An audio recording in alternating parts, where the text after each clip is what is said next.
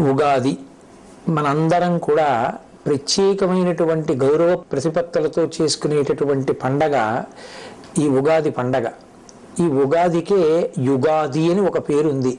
అంటే అసలు కలియుగ ప్రారంభం ఇవాల్టి రోజునే జరిగింది అని. భాషాపరంగా రాష్ట్రపరంగా వేరు వేరు ఉగాదులు ఉన్నప్పటికీ తెలుగు భాషకి మాట్లాడేటటువంటి వాళ్ళందరూ కూడా ఈ చైత్రశుద్ధ పాడ్యమి నాడే ఉగాది పండగ చేసుకుంటారు. మనం చాంద్రమానాన్ని ఎప్పుడూ కూడా కాలగణన మనకు ప్రాతిపదికగా తీసుకుంటాం. ఈ చాంద్రమానమునందు చైత్రమాసం మొట్టమొదటి మాసంగా స్వీకరింపబడుతుంది. ఈ చైత్రమాసంలో వచ్చేటటువంటి శుక్లపక్ష పాడ్యమి ఏది ఉందో ఆ పాడ్యమి మొదటి తిథి. ఆ మొదటి తిథియే ఉగాది పండుగ. ఈ ఉగాది పండుగ ఎలా నిర్వహించుకోవాలి అన్నదాన్ని శాస్త్రాలు స్పష్టంగా చెప్పాయి. ఉగాది పండగ నాడు మాత్రం ఏ కారణం చేత కూడా బ్రహ్మముహూర్తానికి తరువాత లేవకూడదు. కనీసంలో కనీసం సూర్యోదయానికి ముందరే లేచి స్నానం పూర్తి చెయ్యాలి. చాలామందిలో ఉన్నటువంటి అపప్రథ ఏమిటంటే సూర్యోదయం అయిపోయిన తరువాత పూజ చేసి ఆ పూజలో వేప పువ్వు పచ్చడి అనబడేటటువంటి పచ్చడిని నైవేద్యం చేసి దాన్ని ప్రసాదంగా తీసుకోవచ్చు అని. కానీ శాస్త్రంలో అలా చెప్పబడలేదు. యద్వర్షాదౌ నింబసుమం శర్కరాంలఘృతైర్యుతం. నింబసుమం అంటే వేప పువ్వు. అది వర్షాదౌ సంవత్సర ప్రారంభంలో శర్కరాంలఘృతైర్యుతం. శర్కర అంటే పంచదార. కానీ పంచదార అన్నప్పటికీ కూడా దేవతలకి నైవేద్యం చేసేటటువంటి ప్రసాదంలో నిలవదోషం లేనటువంటి పదార్థమైన బెల్లాన్నే వాడతాం కాబట్టి బెల్లము అని అక్కడ అర్థం చేసుకోవలసి ఉంటుంది. శర్కరాంలఘృతైర్యుతం. అందులోకి పుల్లని పదార్థాన్ని చింతపండు రసాన్ని చేర్చి కొత్త చింతపండుని ఘృతైర్యుతం ఆవు నీతిని కూడా కలిపి అలా తయారు చేసినటువంటి పదార్థం ఏదుందో దాన్ని భక్షితం పూర్వయామేస్య తద్వర్షం సౌఖ్యదాయకం. దాన్ని ఎప్పుడు తినాలని చెప్పారంటే పూర్వయామమునందు తినాలి అని. పూర్వయామమునందు అంటే సూర్యోదయాత్ పూర్వమే తినాలి. సూర్యోదయాత్ పూర్వం ఆ పచ్చడి తినాలి అంటే అది భగవంతుడికి నివేదన జరిగి ఉండాలి కదా. భగవంతుడికి నివేదన జరిగి ఉండాలి అంటే పూజ పూర్తయి ఉండాలి కదా. పూజ పూర్తయి ఉండాలి అంటే స్నానం పూర్తి అవ్వాలి కదా. అంటే ఉగాది పండగ నాడు స్నానం అనేటటువంటిది బ్రహ్మముహూర్తంలో చెయ్యాలి. ఆ బ్రహ్మముహూర్తంలో స్నానం చేసే ముందు ఒళ్ళంతటికీ కూడా తైలాన్ని అలదుకుంటారు. తైలే లక్ష్మీ. ఉగాది పండగ నాడు బ్రహ్మముహూర్తంలో ఒంటికి తైలాన్ని అలదుకుంటే ఆ తైలమునందు మహాలక్ష్మి ప్రవేశించి ఉంటుంది. ఆ కారణం చేత అలక్ష్మి తొలగుతుంది. జలే గంగా. సూర్యోదయం వరకు కూడా ఎక్కడెక్కడ నీరు ఉన్నా నీటిని గంగ ఆవహించి ఉంటుంది. తలస్నానం, శరీరానికి తైలమర్దనం చేసుకుని భక్షితం పూర్వయామేస్య. బ్రహ్మముహూర్తంలో స్నానం చేసి వెంటనే ఈశ్వరుణ్ణి ఆరాధన చేసి ఉగాది పచ్చడి అని పిలువబడేటటువంటి వేప పువ్వు, దానితో పాటుగా బెల్లం ముక్క, చింతపండు పులుసు, ఆవు నెయ్యి కలపబడినటువంటి పదార్థాన్ని ఈశ్వరుడికి నివేదన చేసి దాన్ని ప్రసాదంగా ఎవరు తీసుకుంటారో వారికి తద్వర్షం సౌఖ్యదాయకం. వారికి ఆ సంవత్సరం అంతా కూడా సౌఖ్యదాయకమై ఉంటుంది అన్నది శాస్త్రవచనం. ఇక్కడ ఒక విషయాన్ని అర్థం చేసుకోవలసి ఉంటుంది. ప్రధానమైన పదార్థం ఏది అంటే నింబసుమం. వేప పువ్వే ప్రధానమైనటువంటిదై ఉంటుంది. ఆ వేప పువ్వు ప్రధానంగా తీసుకుంటే ఏమొస్తుంది అన్నారు. శతాయుర్వజ్రదేహాయ. 100 సంవత్సరములు జీవించగలిగినటువంటి లక్షణం. కేవలం 100 సంవత్సరములు ఆయుర్దాయంతో ఉండి ఏ మంచానో పడి ఉంటే ఉపయోగం ఏముంది. కాబట్టి వజ్రదేహాయ. ఆరోగ్యంతో ఉండి తాను ఏ సంకల్పం చేశాడో ఏ కార్యం చెయ్యాలనుకుంటున్నాడో అటు భగవత్పరమైనటువంటి సమాజ అభ్యుదయము కొరకు చెయ్యాలనుకున్నటువంటి కార్యములను చేయగలిగినటువంటి సమర్థత శరీరమునందు నిలబడి దాని వలన వజ్రదేహాయ సర్వసంపత్ప్రదాయ చ. ఆ వేప పువ్వు సమస్తమైనటువంటి సంపదలను ఇవ్వగలిగినటువంటిదై ఉంటుంది. దానితో పాటుగా అది అరిష్ట నివారాయ. అరిష్టములను నివారిస్తుంది. భక్షితం నింబదళం అని ఆ నింబదళాన్ని నింబ పుష్పాన్ని తీసుకుంటారు. ఈ నింబ అన్న మాటకి ఇంత ప్రఖ్యాతి వేప పువ్వుకే ఎందుకు ఇంత గొప్పతనం వచ్చింది అని పరిశీలనం చేసినప్పుడు మనకు ఒక విషయం అవగతం అవుతుంది. అమరకోశంలో నింబ అన్న మాటని మహానుభావుడు వ్యాఖ్యానం చేశాడు. నింబ అన్న మాటకు అర్థం ఏమిటంటే ఆరోగ్యం నయతీతి నింబ. వేప పువ్వు తిన్నట్లయితే ఆరోగ్యము నిలబడుతుంది.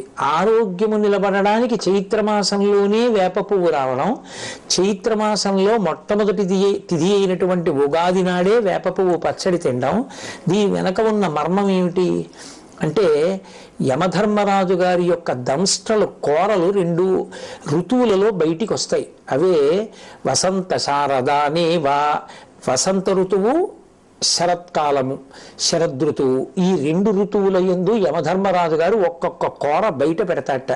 అది వసంత ఋతువులో చైత్ర శుద్ధ పాడ్యమి నాడు ఆ కోర బయటికి రావడం మొదలవుతుంది. కాబట్టే వడగాట్పులు మొదలైనటువంటి వాటిల్లో జనం విశేషంగా పడిపోతారు. అలా పడిపోకుండా యమధర్మరాజు గారి పాశములకు చిక్కకుండా శరీరమునందు ఆరోగ్యం నిలబెట్టగలిగినటువంటి అనుగ్రహ శక్తిగా పరదేవతయే వేప పువ్వుగా ఆ కాలమునందు పరిఢవిల్లుతుంది అని శాస్త్రవాక్యం. శారదా నవరాత్రుల్లోనూ అమ్మవారికే పూజ, అలాగే వసంత ఋతువులోనూ లలితాపరాభట్టారికా స్వరూపానికే పూజ. ఈ 2 ఋతువుల్లోనూ అమ్మవారిని పూజ చేస్తే అమ్మవారి అనుగ్రహమే వేప చెట్లకి ఆ సమయంలో పువ్వుగా వచ్చి ఆ పువ్వుని ఈ పదార్థాలతో కలిపి అది ఏ సమయంలో తినాలో ఆ సమయంలో తినాలి. అనారోగ్యంతో ఉన్నటువంటి వ్యక్తి వైద్యుడి దగ్గరికి వెడితే ఏదో ప్రొద్దున్న 1 మాత్ర, మధ్యాహ్నం 1 మాత్ర, రాత్రి 1 మాత్ర వేసుకోండి అంటాడు. 7 రోజులు ఒక్కొక్క రోజు 3 మాత్రలు వేసుకోమన్నారు. 7 రోజులవి కలిపి 7 3 21 ఒక్కసారి వేసుకుంటే తగ్గిపోదా అని వేసుకోం కదా. అలాగే ఆయన చెప్పినట్లు వేసుకున్నట్లే శాస్త్రకారుడు చెప్పినట్టే ఆ ప్రసాదాన్ని తీసుకోవాలి. అందుకే భక్షితం పూర్వయామేస్య, ఎవరు బ్రహ్మముహూర్తంలో స్నానం చేసి వేప పువ్వు పచ్చడి తింటారో ఈశ్వర ప్రసాదంగా, అటువంటి వారందరికీ కూడా పరదేవతానుగ్రహంగా ఆరోగ్యము సిద్ధిస్తుంది. ఆరోగ్యము అంటే యమధర్మరాజు గారి యొక్క కోర బయటికి వచ్చిన కారణం చేత విస్తరించినటువంటి ఉపద్రవ స్వరూపమైనటువంటి భయంకరమైన వ్యాధులను తట్టుకోగలిగినటువంటి శక్తి వస్తుంది. అందుకే సాధారణంగా చైత్రమాసం నుంచి లోకంలో అతిసార వ్యాధి వంటి వ్యాధులు ప్రబలిపోతాయి. అవన్నీ అంటువ్యాధులు, కళ్ళకలకలు రావడం, అతిసార వ్యాధి రావడం, అమ్మవారు అన్న పేరుతోటి చర్మ సంబంధమైనటువంటి వ్యాధులు రావడం, ఒంటి మీద మచ్చలు పైకి తేలడం, ఇవన్నీ అంటువ్యాధులై చాలా తేలిగ్గా ఒకరి నుంచి ఒకరికి సంక్రమించడం జరుగుతూ ఉంటుంది. వీటికి నివారణగా శాస్త్రం ఏం చెప్పిందంటే, కార్తీక మాసంలో శరత్కాలం నడుస్తున్నప్పుడు ఉసిరి చెట్టుని ఆశ్రయించి ఉంటుంది. అదే వసంత ఋతువు ప్రారంభమైనప్పుడు చైత్రమాసంలో వేప పువ్వుని ఆశ్రయించి ఉంటుంది. వేప పువ్వుగా అమ్మవారు ఉంటుంది. అందుకే ఆ ప్రసాదాన్ని స్వీకరిస్తాం, దేహారోగ్యం నిలబడుతుంది. సాధారణంగా చైత్రమాసం నుంచి లోకంలో అతిసార వ్యాధి వంటి వ్యాధులు ప్రబలిపోతాయి. అవన్నీ అంటువ్యాధులు, కళ్ళకలకలు రావడం, అతిసార వ్యాధి రావడం, అమ్మవారు అన్న పేరుతోటి చర్మ సంబంధమైనటువంటి వ్యాధులు రావడం, ఒంటి మీద మచ్చలు పైకి తేలడం, ఇవన్నీ అంటువ్యాధులై చాలా తేలిగ్గా ఒకరి నుంచి ఒకరికి సంక్రమించడం జరుగుతూ ఉంటుంది. వీటికి నివారణగా శాస్త్రం ఏం చెప్పిందంటే, కార్తీక మాసంలో శరత్కాలం నడుస్తున్నప్పుడు ఉసిరి చెట్టుని ఆశ్రయించి ఉంటుంది. అదే వసంత ఋతువు ప్రారంభమైనప్పుడు చైత్రమాసంలో వేప పువ్వుని ఆశ్రయించి ఉంటుంది. వేప పువ్వుగా అమ్మవారు ఉంటుంది. అందుకే ఆ ప్రసాదాన్ని స్వీకరిస్తాం, దేహారోగ్యం నిలబడుతుంది. ఇక 2, అటువంటి ప్రసాదాన్ని స్వీకరించినప్పుడు అందులో షడ్రుచులు కలగలిసిపోయి ఉంటాయి. జీవితం అనేటటువంటిది కేవలం సుఖాలు, కేవలం దుఃఖాలు అనుభవించడానికి వచ్చింది కాదు. కేవలం సుఖాలు అనుభవించాలి అంటే ఇక్కడ ఉండరు, దేవతగా ఉంటారు. కేవలం దుఃఖమే అనుభవించాలి అంటే ఇక్కడ ఉండరు, ఏ మర్త్యలోకంలోనూ ఉంటారు. సుఖము దుఃఖము 2 కూడా అనుభవించాలి అంటే మనుష్య శరీరంలోకి వస్తాడు. సుఖ దుఃఖములు రెండూ అనుభవిస్తున్నప్పుడు ఒకసారి పొంగు ఒకసారి కుంగు రాకుండా తుల్య నిందా స్తుతిర్మౌని సంతుష్టో ఏనకేనచిత్ తనికేత స్థిరమతి భక్తిమాన్ మే ప్రియో నరః అంటాడు గీతాచార్యుడు.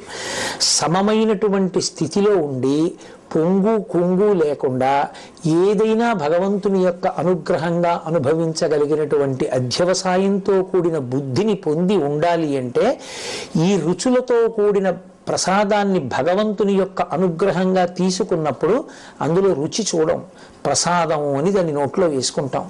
ఏదో చిన్న కష్టం రావచ్చు ఆ సంవత్సరంలో, ఆ చిన్న కష్టం వచ్చినంత మాత్రాన పరమేశ్వరుడు నాకు ఈ కష్టాన్ని ఇచ్చాడు అనేటటువంటి బాధ చేత ఈశ్వరుని యొక్క స్మరణ విడిచిపెట్టకూడదు, ఆయన పాదములను విడిచిపెట్టకూడదు. ఆ భక్తి అలాగే నిలబడి ఉండాలి. ఏ జన్మలో చేసిన పాపమో ఈ కష్టం రూపంతో పోయింది కాబట్టి ఇప్పుడు ఒక అనుభవం వచ్చింది నాకు, ఆయన పాదముల యందు విస్మృతి కలగనంత కాలం మనం హాయిగా పరమేశ్వరుడి చేత నిరంతరము రక్షింపబడుతుంటాం. అదిగో ఆ బుద్ధి కలగాలి అని కోరుకోవడమే ఆ ప్రసాదం స్వీకరించడంలో ఉన్నటువంటి ప్రధానమైనటువంటి మర్మం. ఇప్పుడు ఆ ప్రసాదాన్ని స్వీకరించి ఆ రోజున తప్పకుండా దేవాలయ దర్శనం చెయ్యమని చెప్తున్నాయి శాస్త్రాలు. కాబట్టి ఆ దేవాలయ ప్రాంగణానికి చేరుకొని ప్రదక్షిణం చేసి పరమేశ్వరుడికి నమస్కరించి ఆయన యొక్క అనుగ్రహానికి పాత్రులు కావాలి. 3 పంచాంగ శ్రవణం చేస్తారు. పంచాంగము అంటే 5 అంగములతో కూడుకున్నది అని. తిథి, వారము, నక్షత్రము, కరణము, యోగము అనబడేటటువంటి 5 అంగములు కలిగినది కాబట్టి దానిని పంచాంగము అని పిలుస్తారు. ఇంగ్లీష్ క్యాలెండర్ ఉందనుకోండి, ఏదో ఒక డేట్ మాత్రమే ఉంటుంది. ఆ డేట్ ఒక్కటి చూసి ఈ పని చెయ్యాలా ఈ పని చేయకూడదా అంటే ఏం తెలుస్తుంది? ఏం తెలియదు. కానీ సనాతన ధర్మమునందు జ్యోతిష శాస్త్రము వేదమునకు ఉపాంగము. అది విరాట్ పురుషుడికి నేత్రస్థానమై ఉంటుంది. జ్యోతిషము కన్ను కనుక రాబో కాలంలో జరగబోయేటటువంటి విశేషాల్ని, గ్రహముల యొక్క కదలికలని లెక్క కట్టడానికి అనువైనటువంటి ప్రజ్ఞని సంతరింపచేశారు భారతీయ ఋషులు. అందుకే గ్రహణం ఎప్పుడు వస్తుందో, ఎన్ని గంటలకు పట్టుకుంటుందో, మధ్యకాలం ఏదో దట్టంగా ఎప్పుడు ఉంటుందో, ఎప్పుడు విడిచిపెడుతుందో కూడా పంచాంగ కర్తలు నిర్ణయం చేయగలుగుతున్నారు. అంటే ఇతర దేశాల్లో ఈ గ్రహణం గురించి పరిశోధనలు జరిగే నాటికే మన భారతీయ ఋషులు పంచాంగాలలో గ్రహణాన్ని లెక్క కట్టగలిగారు అంటే వారి దార్శనికత అర్థం చేసుకోవచ్చు. లెక్క కట్టి మనకి చెప్తారు. ఆ లెక్క కట్టి చెప్పినప్పుడు తప్పకుండా వెళ్ళి ఉగాది నాడు పంచాంగ శ్రవణం చెయ్యాలి. ఉగాది పండగ వచ్చే పర్యంతము కొత్త పంచాంగాన్ని చదవకూడదు. ఏదో ముహూర్తాదులు పెట్టేటటువంటి పండితులు తప్ప సామాన్యులు పంచాంగాన్ని చదవకూడదు. ఒక్క ఉగాది నాడు తను పంచాంగం చదువుకోవడం కాదు, పంచాంగ శ్రవణం చెయ్యాలి. పంచాంగ పఠనము జ్యోతిష శాస్త్రమునందు విజ్ఞానము కలిగినటువంటి పెద్దలు దేవాలయ ప్రాంగణంలో చేస్తారు. అక్కడికి వెళ్ళి కూర్చుని వింటారు. పంచాంగము అంటే తిథి, వారము, నక్షత్రము, కరణము, యోగము అని మనవి చేశా. తిథి అంటే కేవలం తేదీ కాదు. మనకి శుక్లపక్షమునందు 15, కృష్ణపక్షమునందు 15 తిథులు ఉంటాయి. పాడ్యము నుండి మొదలుపెట్టి పౌర్ణమి, అమావాస్య వరకు. ఆయా తిథులకు మళ్ళీ ఒక లక్షణం ఉంటుంది. శుక్లపక్షంలో వచ్చేటటువంటి తిథులలో ఏ తిథి నాడు ఏ పని చెయ్యవచ్చు, ఏ పని చెయ్యకూడదు.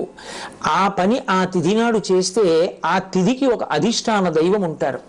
ఆ అధిష్టాన దైవము యొక్క అనుగ్రహము కలిసి వస్తే ఆ పని చక్కగా పూర్తవుతుంది. పురుష ప్రయత్నానికి ఈశ్వరానుగ్రహం తోడుగా రావాలి. కచ్చిత్ పురుషకారంచ దైవంచ పరిపశ్యతే అంటుంది సీతమ్మ తల్లి. ఈ పురుషకారానికి ప్రయత్నానికి పక్కన ఈ ఈశ్వరుని యొక్క అనుగ్రహం కూడా కలుగుతోందా? ఆ రెండు కలిస్తేనే కదా రాముడు గెలుస్తాడు అంటుంది. అందుకని ఈశ్వరుడి కృప ఏ తిథి నాడు మనకి బాగా ప్రసరించడానికి అవకాశం ఉందో తెలుసుకుని మంచి పని చేయడానికి తిథులు వినాలి. 2 వారము.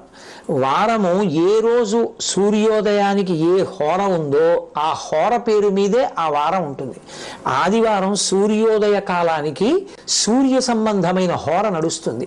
అందుకే దానికి ఆదివారమో భానువారమో అని పేరు. భానుడు అంటే సూర్యుడు. అంటే ఆదివారం నాడు సూర్య సంబంధమైనటువంటి విశేషాన్ని దేన్నైనా నిర్వర్తిస్తే సూర్యానుగ్రహానికి విశేషంగా పాత్రులు కావచ్చని, సూర్య ప్రకాశము కలిగి సూర్య తేజము చేత ప్రచోదనము పొందినటువంటి హోరతో ఉన్నటువంటి ప్రారంభమైనటువంటి రోజు కనుక. అలా సూర్యోదయం వేల్టికి ఏ తిథి ఉందో, ఏ హోర ఉందో, ఏ పని చెయ్యొచ్చో ఏ పని చెయ్యకూడదో హోరాశాస్త్రం చెప్తుంది. అలాగే తిథి, వారము, నక్షత్రము, మనకి 27 నక్షత్రాలు. ఎంతమంది పుట్టనివ్వండి ఈ 27 నక్షత్రాల్లోనే పుట్టాలి.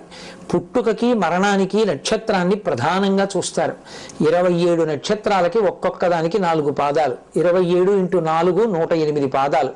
అందుకే భగవంతుడికి సంబంధించిన అష్టోత్తర శతనామ స్తోత్రాలన్నీ 108 నామాలతోటే ఉంటాయి. ఉంటే 108, లేకపోతే 1000. ఎందుకని అంటే 108 పాదములలో పుట్టినటువంటి 2 పాదములు 4 పాదములు కలిగినటువంటి సమస్త ప్రాణులు సుఖంగా ఉండాలని కోరుకుంటాం.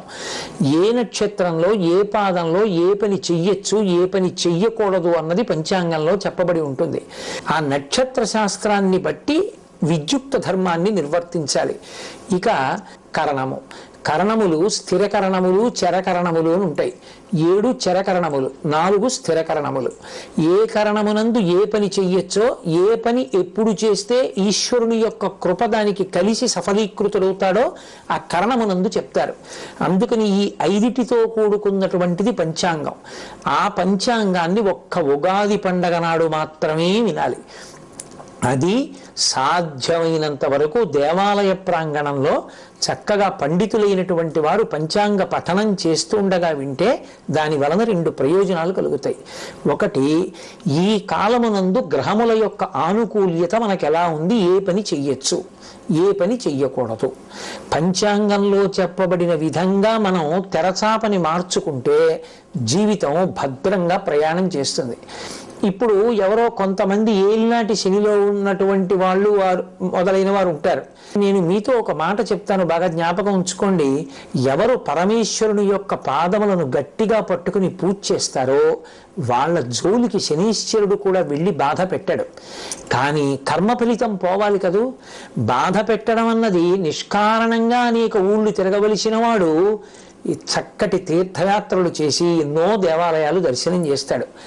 ఇటు బాధపడవలసినటువంటి వాడు సంతోషకరంగా భగవత్ సేవలో తరించిపోతాడు. ఎప్పుడు ఆ శనీశ్వరుడికి ఆదేశం వస్తుంది గ్రహానికి, ఆయనని బాధ పెట్టవద్దు సుమా, నువ్వు గ్రహంగా ఆయనని ఎంతవరకు క్లేశాన్ని కల్పించాలనుకుంటున్నావో అది ఒక్కటే కల్పించు, కానీ ఆయన మనసు ప్రహృష్టంగా ఉండకుండా మాత్రం పాడు చేయడానికి వీల్లేదు. భగవద్భక్తితో కూడుకుని ప్రవర్తిస్తే మనం ఇప్పుడు ఇటువంటి కాలమునందున్నాం కనుక మనం ఈ జాగ్రత్త తీసుకోవాలి అని తెలుసుకుంటే మరింత సంతోషకరమైన జీవనం చేయడానికి పంచాంగ శ్రవణము అవకాశాన్ని కల్పిస్తుంది. సంవత్సర కాలంలో మన ఆదాయ వ్యయాలు ఎలా ఉంటాయి, రాజపూజ్యమో అవమానమో ఎలా ఉంటుంది, గ్రహగతులు ఎలా ఉంటాయి, భార్యాబిడ్డలు ఎలా ఉంటారు, బహుశః గ్రహముల యొక్క ప్రభావం చేత మనకి క్లేశం కలిగేటటువంటి కాలం ఎప్పుడు ఉండొచ్చు, మనం ఏ దేవతల ఆరాధన విశేషంగా చెయ్యవలసి రావచ్చు, వీటి గురించి ఒక అవకాశాన్ని ఏర్పాటు చేసుకుంటే ప్రమాదకరమైన వ్యాధి రాకుండా ముందుగానే వ్యాధి నిరోధక టీకా వేయించుకున్న వాడిలా భగవంతుణ్ణి అర్చన చేసి ఆ ప్రమాదానికి మనం గురి కాకుండా మనని మనం రక్షించుకోవడానికి అటువంటి అవకాశం కలుగుతుంది. అందుకే పంచాంగ శ్రవణం తప్పకుండా చేస్తారు.